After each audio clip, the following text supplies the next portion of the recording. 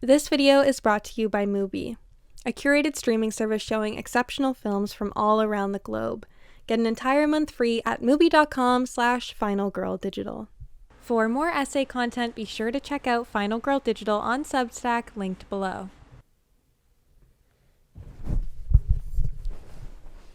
Hello and welcome back to Final Girl Digital. Recently, pop culture has had an uptick in showgirl imagery, from the last Showgirls starring Pamela Anderson to Sabrina Carpenter's constant nods to old Hollywood showgirl imagery, to most recently Victoria's Secret having a showgirl themed segment, to Taylor Swift's most recent album, The Life of a Showgirl. Showgirls have taken center stage of it girl imagery.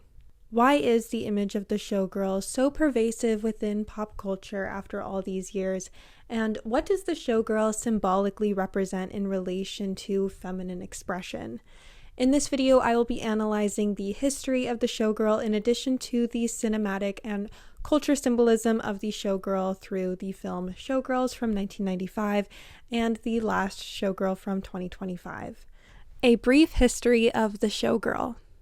Now, the term showgirl initially emerged in popular culture in 18th century England as a way to describe a young woman who acted in a showy way to attract male attention. But by the mid-19th century, the label evolved to refer to the showgirl as a dancer, as we know her more so today. The showgirl emerged initially in Parisian music halls and cabarets dating back to the 1800s. Many of the dancers were women who were trained in ballet.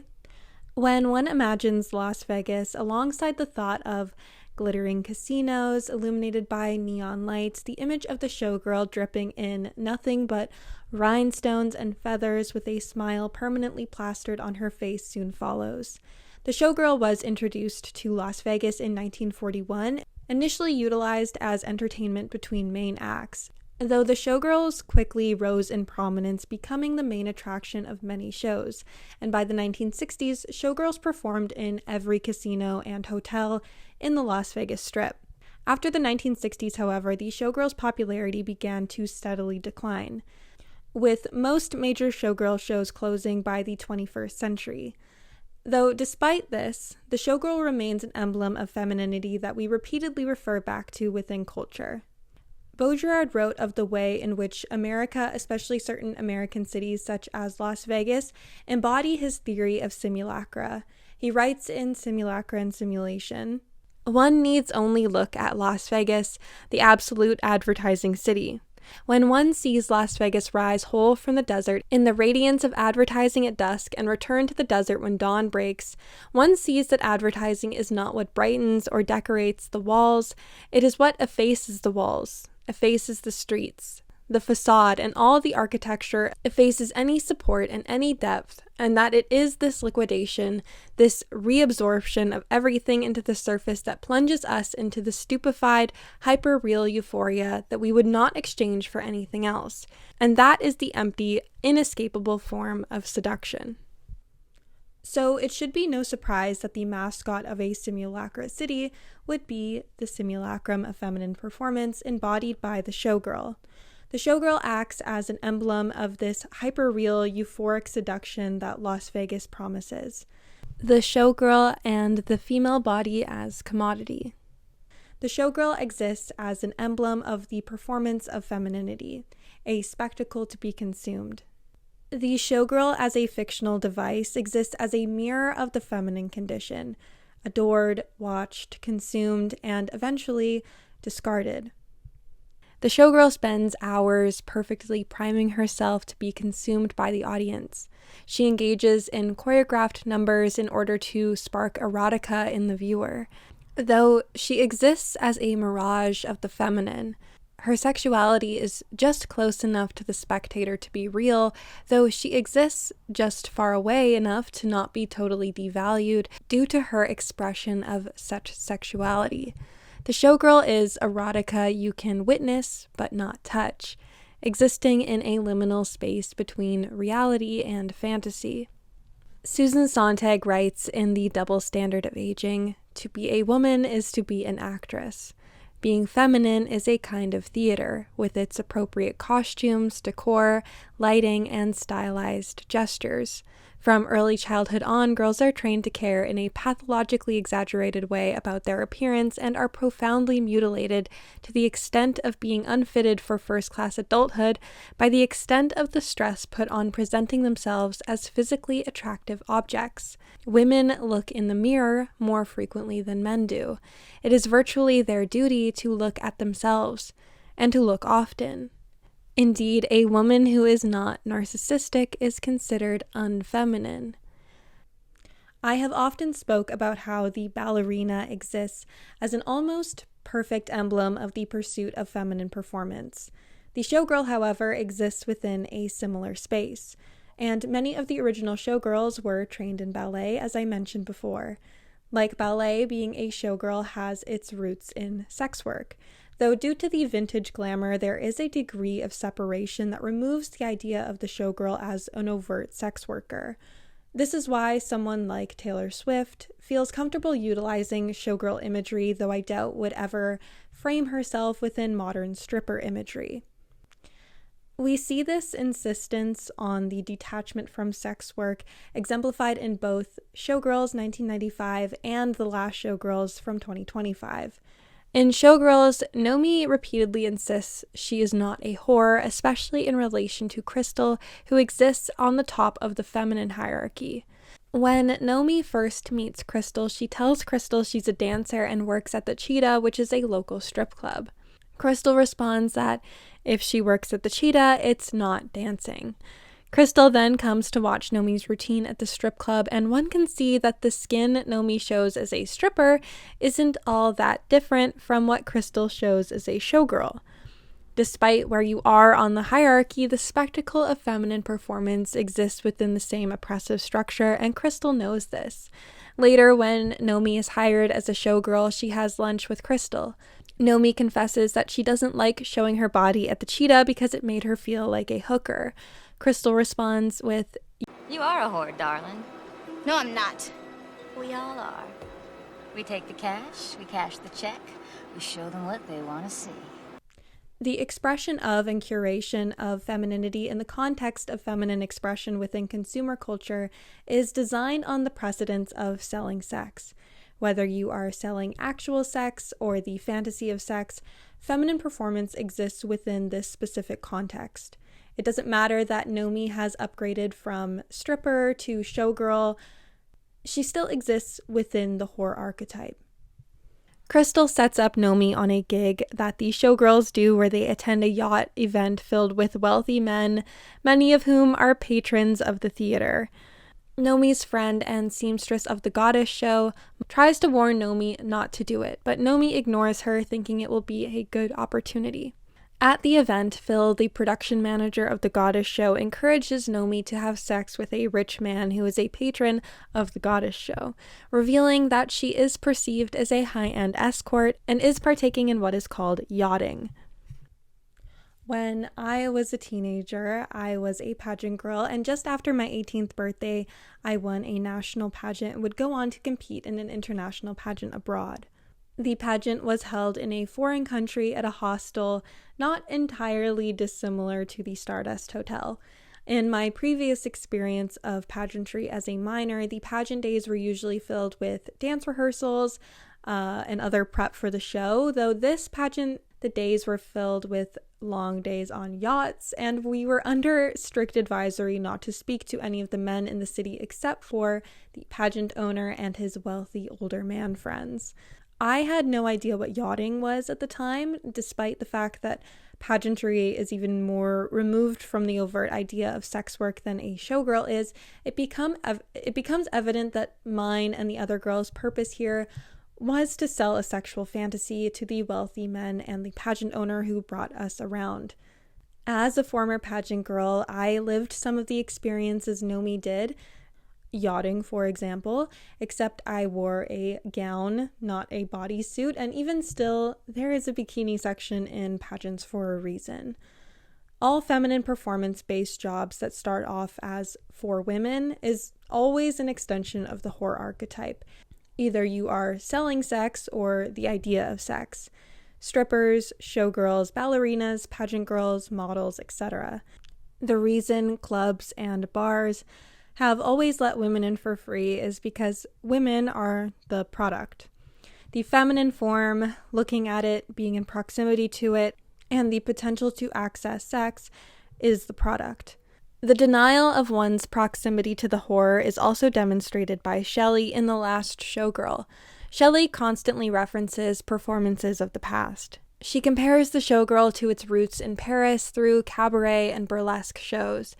When looking at these performances through a modern lens, they don't feel overtly vulgar because culture has become increasingly sexualized.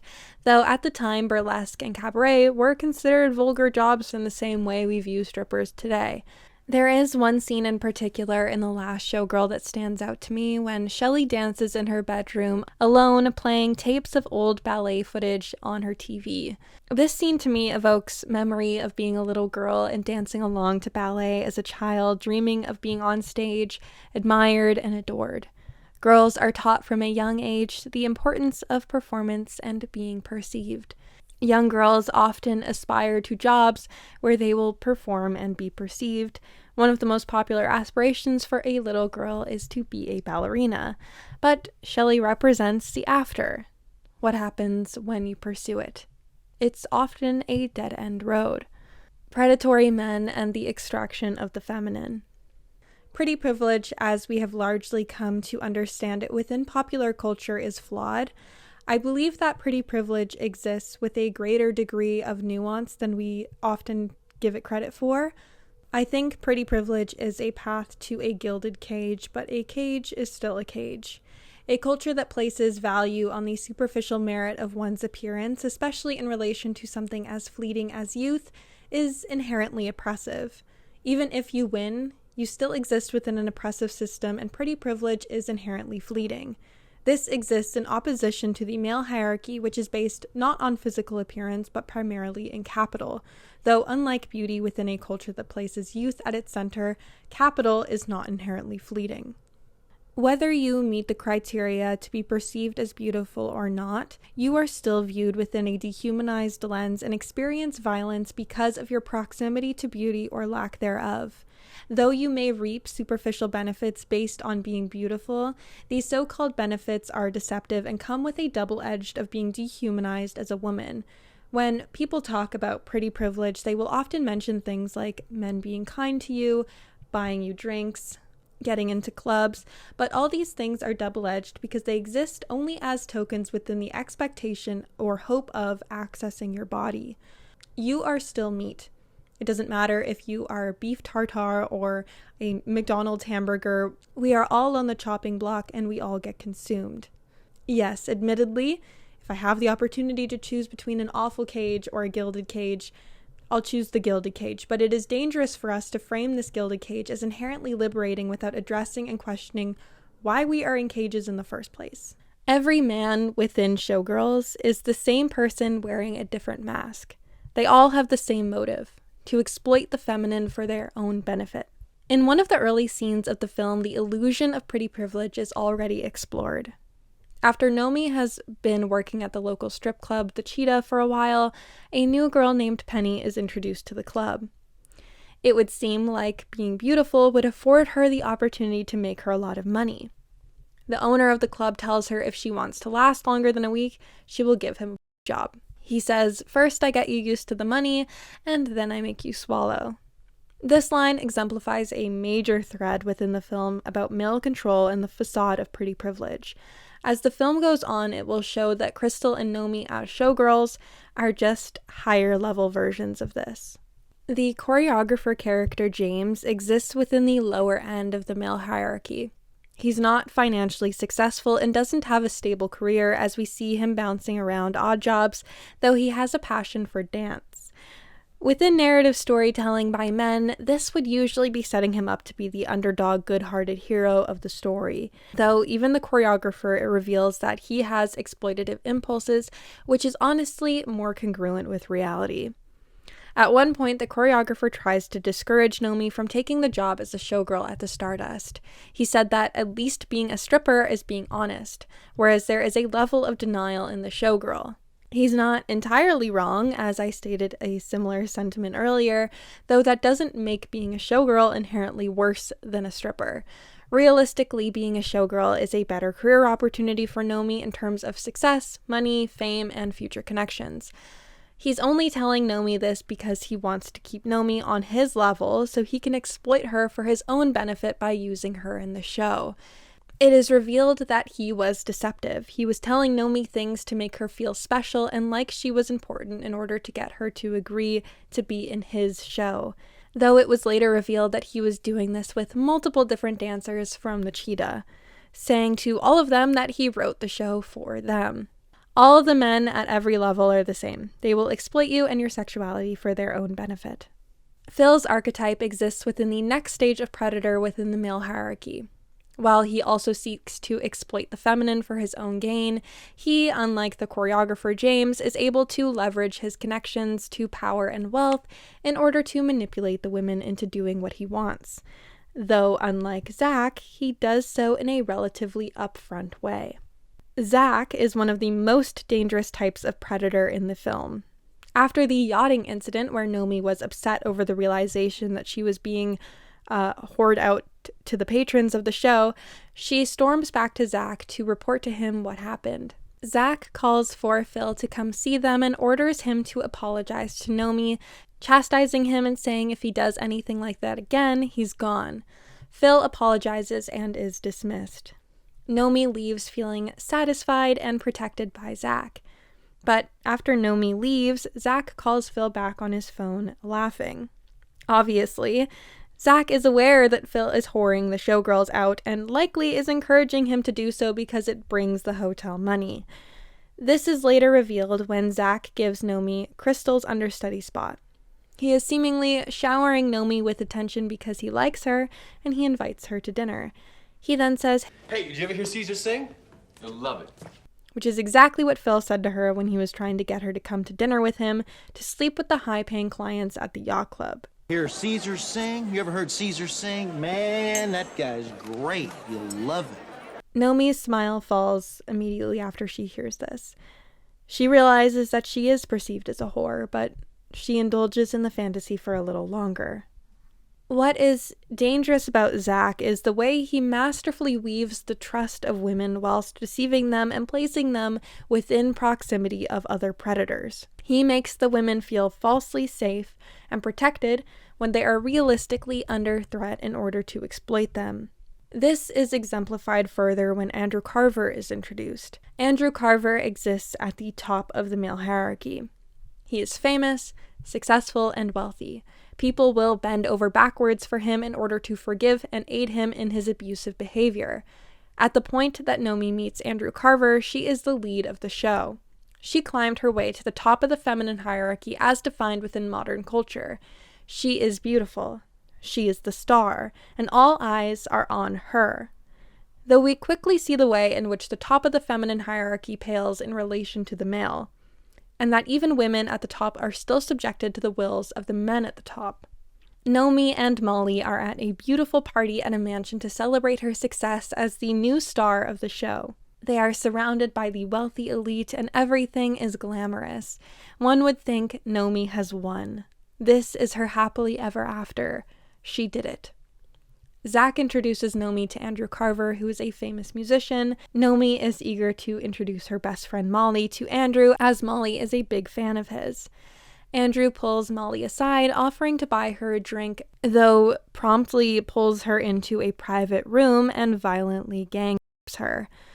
Zach knows Andrew is a predator in the same way he knows everyone else around him is a predator, and yet he still maintains proximity to Andrew and still subjects the women he knows and has falsely fostered a sense of safety with to being around someone who is a violent rapist.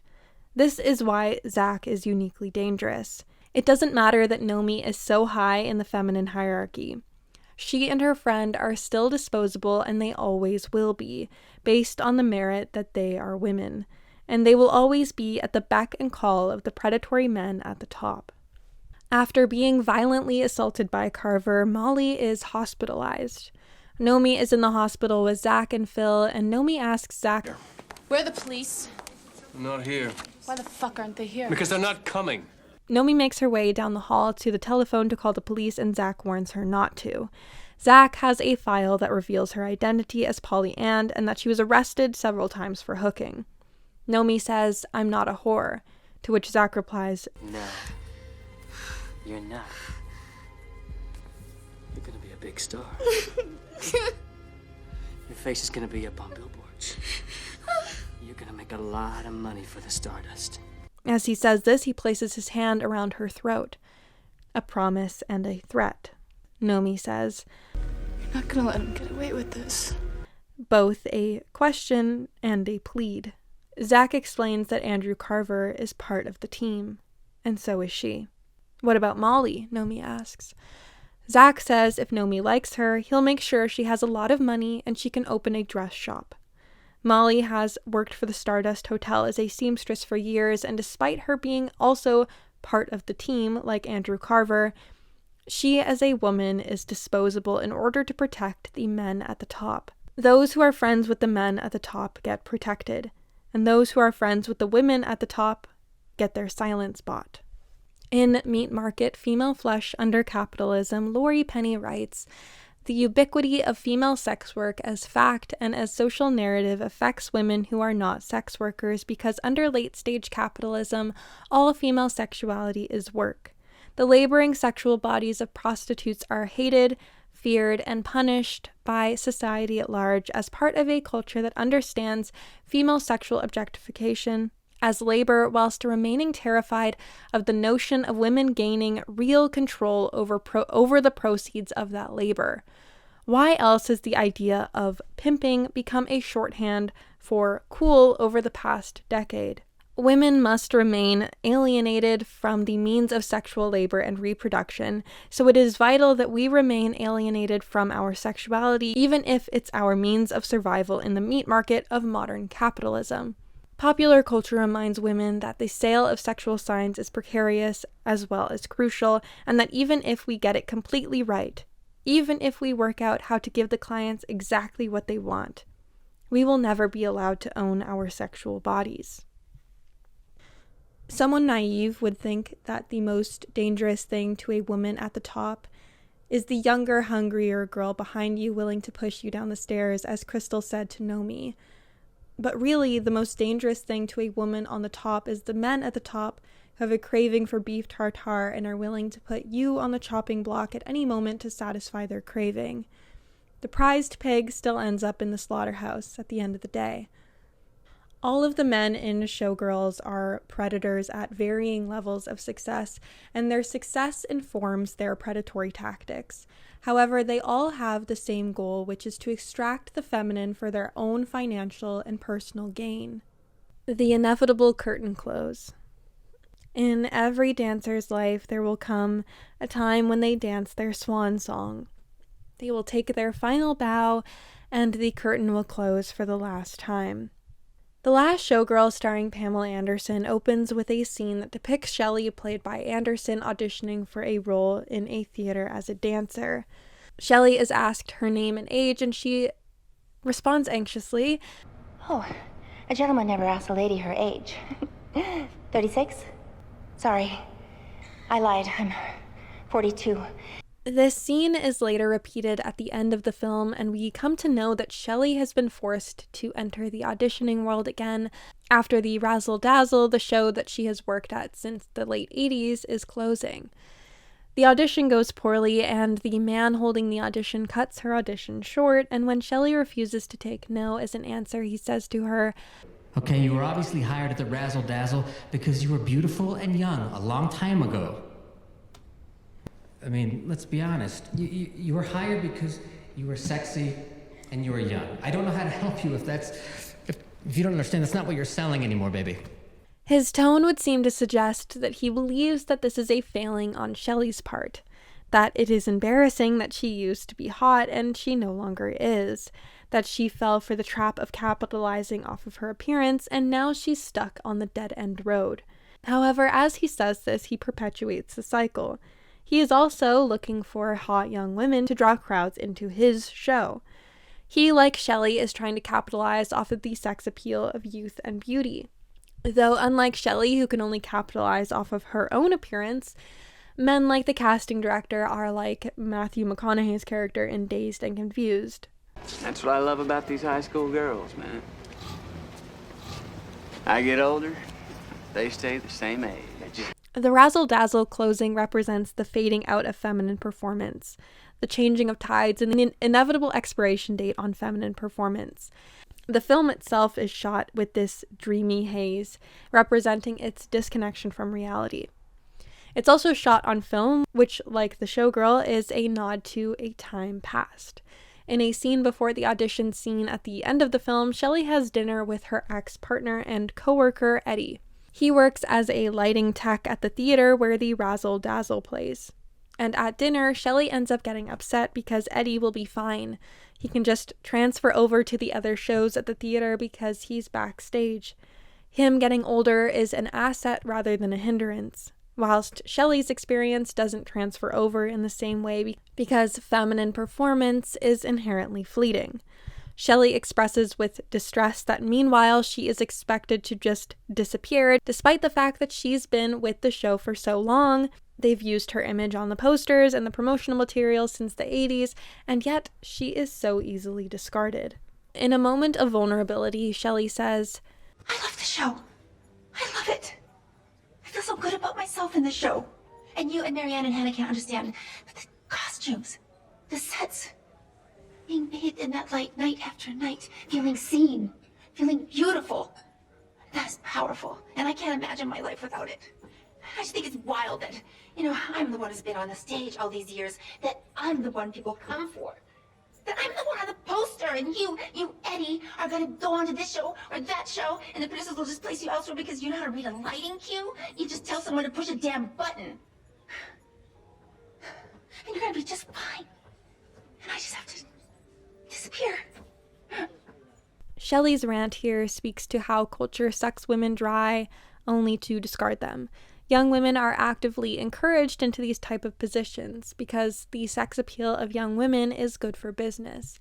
Young girls are used and exploited for their beauty, though unlike men, as seen with Eddie, where your experience and age are assets, we see as the women in the film face constant repercussions for aging. The film is filled with subtle moments like this. In one scene, Shelley visits Annette at work where she wears a sexy, sparkly Vegas bodysuit. She is told they are cutting the floor workers for the evening and that she can go home early. When she asks who's staying, the camera pans to two younger employees and Annette says, "Of course they are," in frustration. Throughout the film, Annette complains about financial problems and eventually loses her house. Like all the women in the film, she has a strong work ethic, but because she is no longer young, her labor within the world of feminine performance is devalued. In another scene, the razzle-dazzle girls speak of their auditions after hearing the show is closing. One showgirl, played by Brenda Song, enters the dressing room frustrated because she was told she looked too old for a dancing gig she auditioned for. This character is played by Brenda Song, who is in her 30s and looks like she could be in her 20s. She then rants about how the show is almost certainly looking for barely legal girls fresh out of high school. Crystal from Showgirls likewise represents this. Shelley is basically the fate of what would have happened to Crystal and Nomi if they didn't leave the Stardust Hotel show when they did. Nomi sabotaged Crystal, but even so, the men who run the show were starting to discuss the way in which Crystal was getting older. Throughout the film, repeated comments about Crystal's age were made, despite the fact that she's definitely in her 30s, I would say. When they were holding auditions for Crystal's new understudy, they discuss how nobody has Crystal's heat. Nobody's gonna take my lead anyway, darling. I haven't missed a show in 8 years. But you're not getting any younger, darling. Eat me. Reminding her of her place.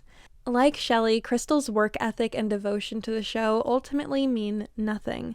She has clearly sacrificed her life for the last 8 years to be the star of this show, and still, she will quickly expire. Despite being the youngest person in this room of men, she was at the top and seemingly untouchable, but even without Nomi to sabotage her, she was already expiring. It was only a matter of time, and she knew it too. Nomi also had internalized this misogyny and weaponized it against Crystal. When Crystal asked if Nomi slept with Zach for the understudy spot, Nomi tells her, No. You shouldn't get pissed off. It makes you look older. Nomi weaponizes the misogyny against Crystal, but it's a double-edged sword. She isn't winning by perpetuating this cycle because time will inevitably come for Nomi too.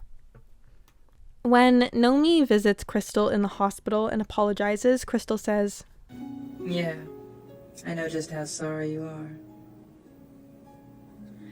How do you think I got my first lead? There's always someone younger and hungrier coming down the stairs after you. This sentiment was always echoed to me when I was working as a model. I was hyper aware of my age from very early on because modeling agencies would drill the same sentiment Crystal expresses to Nomi here to us, that there was always someone younger and hungrier coming behind us, and that by the time we turned 25, we would expire. Burlesque dancer Dita Von Teese has been open about her experience of feeling this looming sense of dread surrounding her age in relation to her job. So with all that in mind, what made you feel like you wanted to retire like 10 years ago? I think it's because, when I remember being in my 20s and first doing this, and people always put the fear in you, like, you're going to turn 30, and you're like, ugh. Oh, and then I think about it in like terms of decades, right? When I was 20, I was scared of being 30. I'm 30, I'm scared. They make you scared of being 40. Yeah. And then you're 40, and I kind of went, oh, maybe this is my last tour. In which I did do my last tour like 5 times, just like everybody else did, But then, I think about first of all, I think about like, why am I thinking so much about age retiring me? There's a million reasons why you could have your last show and never do it again. Yeah. Right? Yeah. It's not like age is kind of low on the list of reasons, right? But I think, if I had retired myself when I said I was going to, I wouldn't have an ongoing 2.5-year-long residency in Las Vegas. Yeah. And I wouldn't be coming back to do a UK tour. So I think like of all the things I would have missed out on. And also I think it's important for people to see it's important for me when I see women that are older than me embracing their like sensuality and being like, I think in that space. So I feel like I gotta walk the walk, right? And this story, of course, mirrored countless times in Hollywood, though perhaps no more aptly than by Pamela Anderson herself. Pamela has repeatedly had her bodily autonomy and image stripped from her, with cases such as her sex tape being leaked and with the biopic made about her abusive relationship with Tommy Lee without her consultation or consent. The public perception surrounding this disrespect, especially at the time of the tape leaking, was that she deserved it because of her cultural position as a sex symbol. I'm a rebel. I'm always challenging things. I'm always doing the opposite of what people tell me to do. I don't know. I just have that in me. And so I want to work with people that have the same concerns. We have these generational habits, the way that we're brought up even, and kind of just these things stick in our head. So I want to break free of that. Like, I feel like this is a little bit of a rebel move, is to be who you want to be. Like, what is beauty? Beauty is subjective. And we don't have to look like the covers of magazines. We don't have to do the industry standard, which everybody was so horrified when I decided I didn't need a glam team for certain events. I'd rather go look at architecture at the museum when I was in Paris. I thought, who's looking at me? I'm clothed from head to toe with these big hats and, this much of my face is sticking out. Is anyone going to really fall over backwards if I'm not wearing makeup? And that's where it started at Paris Fashion Week. And it just sent everybody scrambling around me thinking, no, this is not what people do. And I said, well, that even gives me more reason to do it. And not that it was, world peace or anything, but it was just me challenging myself, thinking, why am I sitting in a makeup chair for 3 hours when, I'm not trying to be the prettiest girl in the room. I'm going to a fashion show. No one's looking at me. Like, what am I? And even if they were, why am I doing this? Because this just seems like a habit. And not that I'm opposed to makeup, because I love getting dressed up and glammed up. I just felt like it was time I had nothing to lose. And I felt I'm not trying to create a persona right now. I'm not trying to be famous. I need to use my position to experiment and open up conversations. My sons have, young women in their lives, and I have nieces, and I've had stepdaughters, and I've seen how this social media craze has really created a bit of depression in women, how they don't look like their Instagram photos when they look in the mirror. And how does that feel? And we didn't grow up with that. We grew up with other things, other challenges, but this is, I think, it's a big challenge. And I have to catch myself too. I'll see a picture of myself where I go, oh, I look terrible. And then I have to go, no, that's how I look. And that's okay. That's okay. What's interesting to me is that it's not even about the inherent desirability of youth. It's about the extraction of capital from the female form.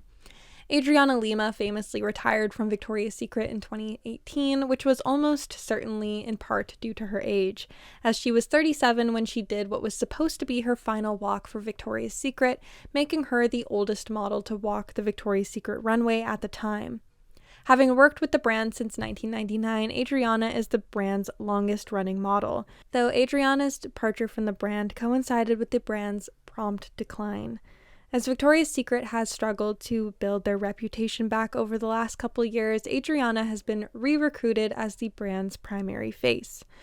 Due to Adriana's willingness to represent the brand when they are at their lowest, I presume her departure from Victoria's Secret in 2018 was encouraged by the brand rather than a decision she made on her own.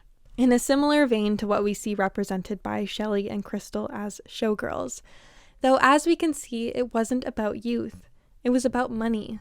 There is no young model that could be hired that could immediately replicate the years of experience, charisma, talent, and recognizability that Adriana Lima has. Her it factor is not just in her youth, but in her experience.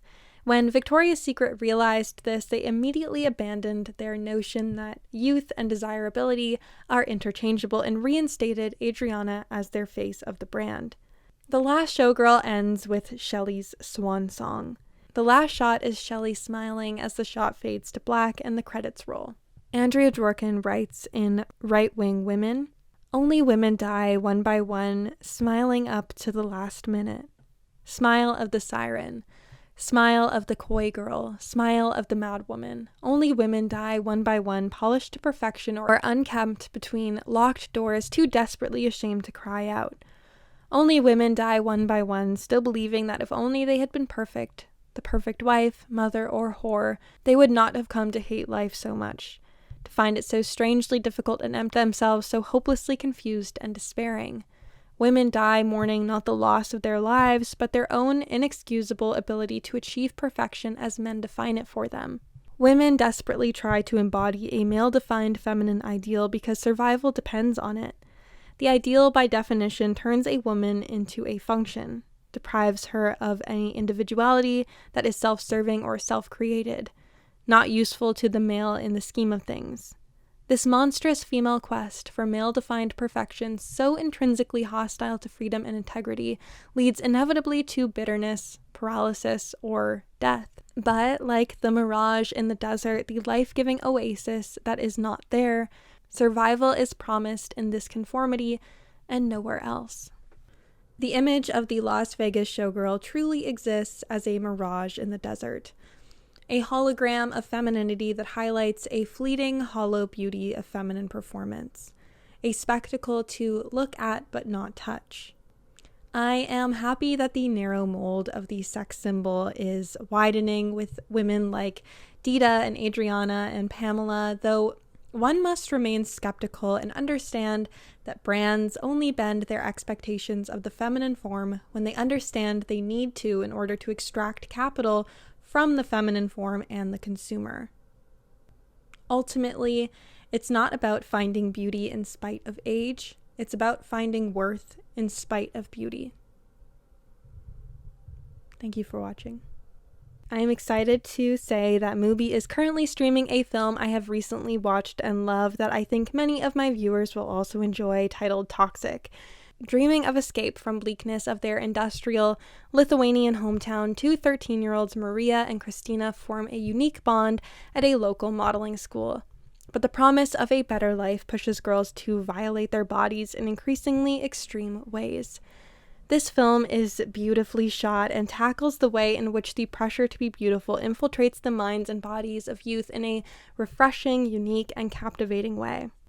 You can watch this film now by going to mubi.com/finalgirldigital, where Mubi is offering 30 days of cinema for free. As always, I am so grateful to partner with Mubi, as Mubi is a service I have genuinely used and loved for years that has allowed me to easily access and discover films that have since become my favorites. If you enjoyed this video, be sure to click the link in the description and visit Final Girl Digital on Substack, where I post original essay content such as my most recent one, the Diet Coke essay, where it's a little bit of a sillier essay analyzing gender performance through the lens of Coke. And extra videos such as monthly media digests, where I talk about the books, art, and media I consumed in the month. See you there!